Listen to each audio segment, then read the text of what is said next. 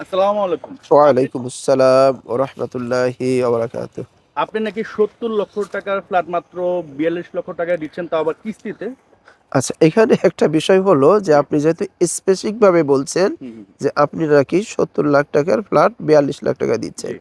এটা আমি এক্সপ্লেইনটা যদি এভাবে করি, আমি না, আমি হুম, আপনাকেই বলি যে হুম, আপনি একটা ল্যান্ড কিনেছেন। হুম, হুম, ৫ কাঠা ল্যান্ড কিনেছেন, সেখানে আপনি গ্র্যাজুয়ালি বাড়ি করতেছেন। হুম, হুম, তো ওইখানে কিন্তু আপনার কস্টিং যেটা আসতেছে, সে এরপরে আপনি ওই ফ্ল্যাটটা যখন রেডি হয়ে যাবে, হুম, দেখা যাচ্ছে আপনার কস্টিং আসছে ৪২ লাখ টাকা। হুম, বাট আপনি যখন ফ্ল্যাটটা সেল দিবেন, হুম। ৪২ লাখে সেল দিবেন? না, দিবেন না। ৩ রানিং বছর যে পরে বাজার মূল্য। বা রানিং যে বাজার মূল্য হুম, সেটাই দিবেন। হুম, তো ঠিক অনুরূপভাবে এখানে আমি কি করতেছি? আমি শেয়ারটা আপনাকে রেজিস্ট্রি করে দিয়ে দিচ্ছি। জমিটা। জমিটা রেজিস্ট্রি করে আচ্ছা, দিয়ে দিচ্ছি।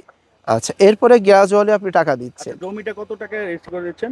আচ্ছা, জমির শেয়ারের মূল্য হচ্ছে আমাদের ১৫ লাখ আচ্ছা, টাকা। ১৫ লাখ দিয়ে আমি জমি নিয়ে নিচ্ছি। জমি নিয়ে আচ্ছা, নিচ্ছেন। আর বাকি? আচ্ছা, এরপরে কনস্ট্রাকশন খরচ গ্র্যাজুয়ালি দিচ্ছেন। তা টোটাল মিলায় দেখেন আমার এখানে হয়তো আপনার ৪২ লাখ টাকার মধ্যে আশা করি হয়ে যাবে, টোটাল জমি সহ? জমি সহ।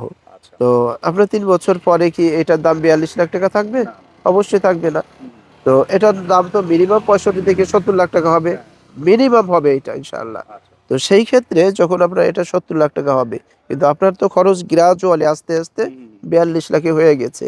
তাহলে সেই ক্ষেত্রে কি আপনি এখানে ২৮ লাখ টাকা লাভ পাচ্ছেন না? হ্যাঁ, হ্যাঁ। এটা শুধু আমি না, এটা আপনি যদি নিজেও করেন, ঠিক এই বেনিফিটটা আপনি নিজেও পাবেন।